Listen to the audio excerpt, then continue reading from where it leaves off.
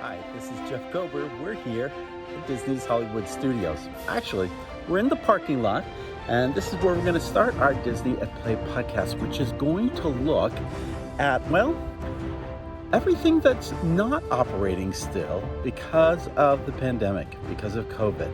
Let's take a look at this and see what exactly is happening and what's not here at Disney's Hollywood Studios.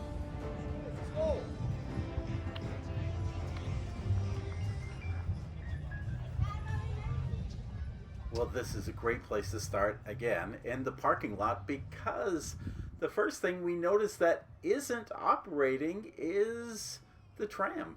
The parking lot courtesy trams, which take you to the front of the park, those haven't been in operation since the parks reopened last July. And honestly, if you look at how empty the parking lot is, and we're showing this to you in our video, make sure you check out our YouTube version of this podcast. Well, you'll see that there is the better part of, well, 3/4 to 2/3 of the entire parking lot, which has not been filled, and thus parking lot trams are not currently operating. Well, when you enter the park, it doesn't take long to see things that aren't open. For instance, next to Oscar's Super Service Station has long been, since the park opened, a Coke soda stand. It's not operating. On the other side, Chippendale meet and greet at Sid Cahuenga's. Well, that is just one of many character meet and greet experiences that we'll talk about today that have not been in operation since the park reopened. But a big thing that I think really sets apart the experience on Hollywood Boulevard and Sunset Boulevard and over at Echo Lake are the citizens of Hollywood.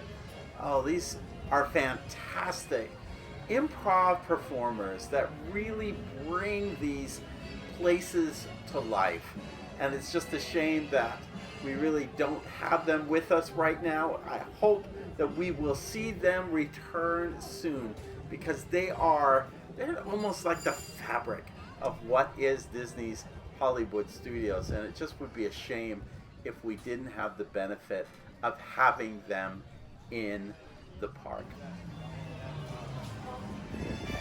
The large courtyard in front of the Chinese Theater is where Disney characters like Donald, Daisy, Goofy, Pluto, they were recostumed and positioned in front of big signs that illustrated that you were at Disney's Hollywood Studios. It was a perfect photo pass location. Not only are the characters not there right now, but the signage that were in those planters has been taken out. Next door is the Dockside Diner, formerly known as Min and Bill's Dockside Diner. This has not reopened since the park reopened last July, and no sign as to when it's going to reopen. The same could be said of Tune In Lounge. Next door, Primetime Cafe is open, but this little lounge area has not reopened since park reopening last summer. Then, going next door, we see, well, it's Dinosaur Gertie's Ice Cream of Extinction. And this is a problem one, because honestly, it hasn't been consistently open in a long time. I don't know if there's perhaps a maintenance issue with the facilities, but it kind of comes and goes. It's not even actually listed in the park plan, but it's still there. Here's one of my favorite retail locations. It's Indiana Jones Adventure Outpost. I love this quaint little corner setting, which actually offered retail both inside and outside. All of that has been closed for some time. Boy, there's some really great props and memorabilia from the Indiana Jones movies nearby. And it was right next door to Indiana Jones' Epic Stunt Spectacular. The great news about this attraction is you can actually go inside and, well, relax. You take off your mask and enjoy a few minutes inside this really cool, at least well-fanned theater setting. Unfortunately, the shows are not up and running, and I think this is really one of just a favorites that I hope will be up and open very soon for guests to be able to see.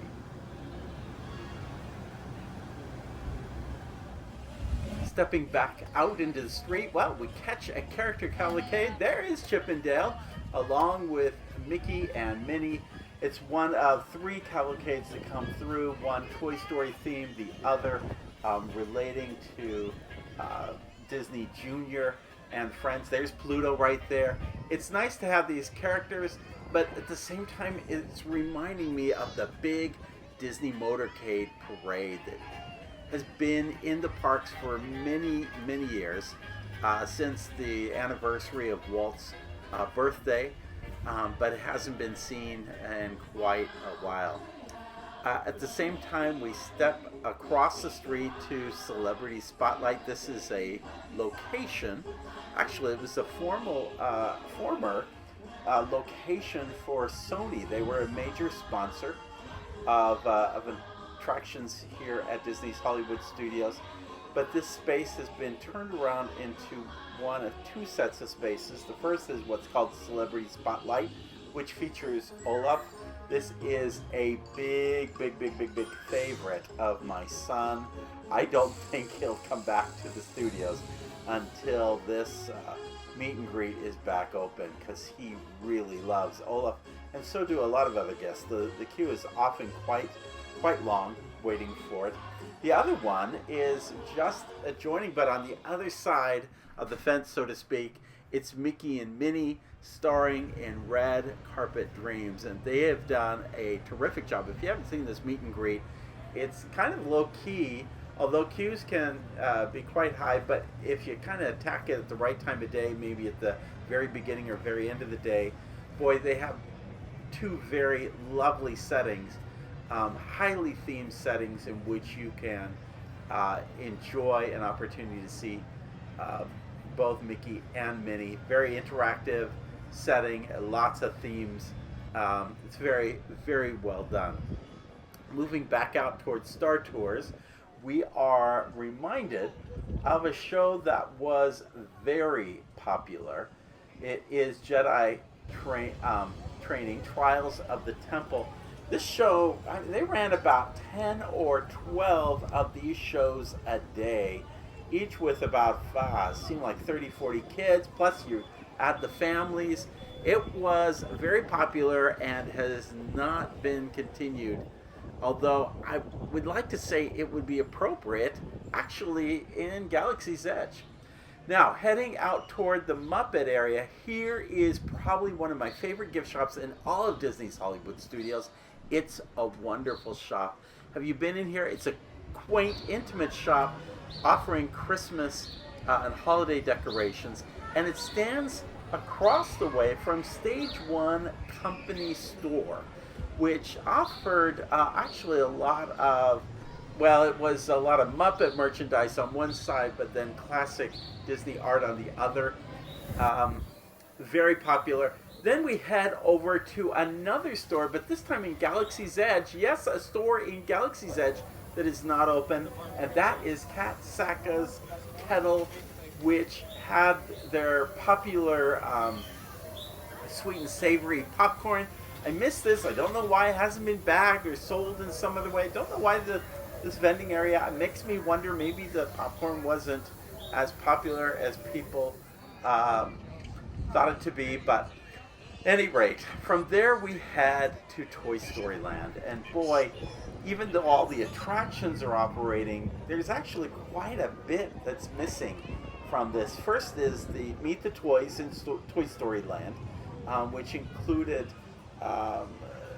Woody and Jessie, and even just before closing, Bo Peep, although I think she was discontinued. Of course, Buzz Lightyear as well. But then beyond that was the Green Army Drum Corps and the Green Army Patrol. And they would come through doing shows throughout the day, very interactive. Have you seen Sarge lately? They haven't been around. This was the space for that meet and greet for Woody and Jessie, and sometimes Bo Peep. Was very popular. And yeah, it's kind of sad that it's not there. It was a really nice backdrop with the Toy Story Midway games to have those character meet and greets right in that location. Speaking of missing in action, there is one construction project that was supposed to be completed by now, but hasn't. And that is the Toy Story Roundup Rodeo Barbecue that was going in right toward the entrance of Toy Story Land. As you see on our video, we're going to show you where that is, where that construction site is, as well as some images of both the exterior and also the interior. Right now there is very little progress, as best we can see over the fence. There's very little progress being made on that restaurant. It's one of those casualties, a little bit like Tron Bicycle Run, which has just simply been put off to some future date with no real announcement made. I mean, they were saying at one point by the end of this year, but they don't look like they're on a course to having it open by that time. We move further on over to the entire Meet the Incredibles at Pixar Place. That included not only a meet and greet and some kind of the super shindig, but also a meet and greet with Edna in her own little area, which was well themed out. None of that is operating. Not certain when that actually will come back. Over at Walt Disney Presents, there is, by the way, a new model of the Galactic Star Cruiser. We had a recent podcast on all that is going on in the Star Cruiser. But right next to this model is an entrance that has been all walled up for Disney Pixar Monsters Incorporated experience. That too was one of the many themed out meet and greet locations with both Mike and Sully. I don't know why they only call it a meet and greet with Sully, because every time I've been there, it's been both Mike and Sully together. But notwithstanding, it's not in operation right now at this time either. And there's no word as to when that might reopen. So that's a little disappointing. Also because there haven't been a lot of new films come out in the theaters. They haven't had a lot of previews in the main theater. It's just been the Walt Disney story, which is great. I love that film. But again, it's one of those things you're kind of scratching your head and saying, okay, when will that return to having previews? Now we step outside of the theater and we immediately come in contact with the Disney Studio Store. This has, for many years, sold toys, usually young toys and merchandise for kids. But where I really want to go at this point is the Star Wars Launch Bay. Now, if you'll recall, Star Wars Launch Bay actually was announced at D23 when Star Wars Galaxy's Edge was first announced. And it had a lot of components. Right now it's being used as a relaxation station, and I love that for that purpose. But there were many other features as well. I, for one, very much enjoyed the film in the Launch Bay Theater, which was Meet the Makers. It featured a number of key individuals who were leading out the Star Wars franchise I thought that was terrific. You could bypass the theater if you didn't want to see it, step in, see all the terrific models that they had in here. They're still there. That's the good news. Lots of diagrams and models of ships and so forth. But beyond that, they had some other really great features in Star Wars Launch Bay, one of which was an encounter with Darth Vader. For many who criticize Galaxy's Edge for not being something you can, being an opportunity you could see the original Star Wars characters, this is the one place you could see Darth Vader. Also, this is a great place for a meet and greet with Chewbacca. Now, Chewbacca still shows up over at Star Wars Galaxy's Edge, but again, because of COVID, he's just kind of waving from the top of the repair area. Also included in this space was a meet and greet with BB-8, BB-8 Astromech on duty. That was a really kind of a cute little meet and greet experience if you've never seen that. Also, finally, we should mention that Launch Bay Cargo has been a very popular place to go get a wide variety of merchandise related to Star Wars. Next door is the Disney Junior Dance Party. That is a replacement for what was the previous show there. Not sure if that show is going to return. Also along the way was plenty of Disney Junior meet and greets. And then also we had in that same area the in-character shop that was right next to Voyage of the Little Mermaid, which is an attraction that I would question whether it was even going to return, except for the fact that they redid the signage during COVID. So I'd like to think that's a positive sign that it will return. Heading down Sunset Boulevard, here is one of the big surprises. Beverly Sunset Boutique has been closed since the beginning, but just in the last week or two, that store has reopened, and you can now come on in for Pixar toys and lots of other merchandise. In fact, as we entered the store, we found that not only was there a lot of Pixar retail, which was set up when Toy Story Land was established and when Pixar Pier was created over at Disney California Adventure. Here, they still have that merchandise, but they've also added some other new merchandise that's not Pixar related. About half the store is Pixar themed merchandise, and the other half of the store is Mickey and Minnie and other plush kinds of merchandise. So they switched out. Of course, we missed the fudge and the caramel apples that were originally here, the slushies.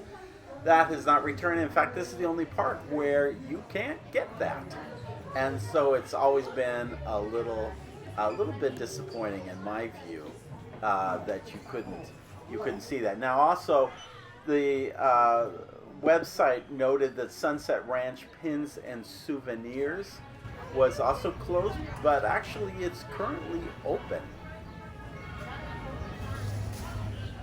Despite what you may have heard, I think the first food court ever established in America was really the farmers market out in Los Angeles.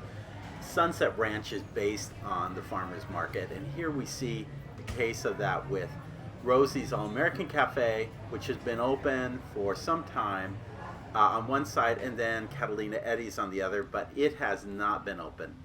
Also, hey, well, Beauty and the Beast, man, I really miss this show. Really would love to see it come back. I think I took it for granted, and hopefully we will see that come back. And then, hey, how can we miss Fantasmic? This is a show that takes up thousands of people every evening. It fills a big, big amphitheater. Right now, the only thing that's being filled are queues that are being extended for Tower of Terror and Rock and Roller Coaster. They've been using those pathways. that lead to the Hollywood Hills Amphitheater. I should also mention, while we're here, returning to the front of the park, that there is Disney Movie Magic and the Wonderful World of Animation. They are still listed in Disney's official portfolio. And then, of course, Star Wars and Galactic Spectacular. So all of these nighttime shows have yet to be returned. And so this is a big miss for guests coming to the park. Well, that pretty much concludes our experience today at Disney's Hollywood Studios. Be sure to check out our Disney at Play website, because it lists all of these, which are over 40 different attractions and restaurants and retail operations and character meet and greets and entertainment that is currently missing from the park. It's a big miss. And while there are many wonderful things to see and do here at Disney's Hollywood Studios, we really look forward to the day when all of it can be back in and the guests return in full force to experience all that this park has to offer. Again, thanks for joining us. Thanks for being a part. Make sure that you subscribe to DisneyAtPlay.com, to our YouTube channel, J. Jeff Cobra, where you can see the video from this show. Also, make sure that you check out our Wayfinder Society. It's our Patreon group where you can see interactive apps and wonderful insights to all things Disney. So be sure to check that out. And finally, as we finish out our day at Disney's Hollywood Studios, we remind you, no matter where you are, always follow the compass of your heart. We hope you have a great day. We will see you real soon.